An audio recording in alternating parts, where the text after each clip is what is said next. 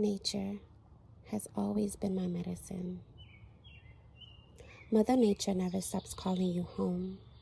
Here with her is where I found myself again. A second awakening, but this time, never looking back to what pain, society, and religion taught me to be. Broken, unworthy, undeserving, not enough.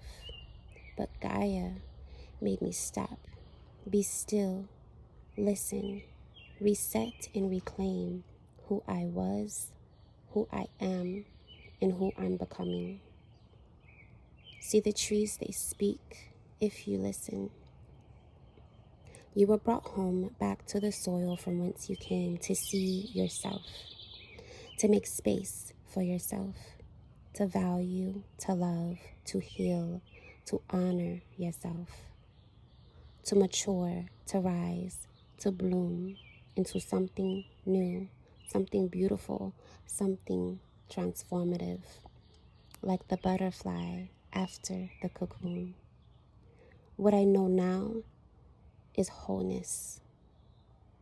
You are a gem, a pearl, a warrior, but yet a delicate flower.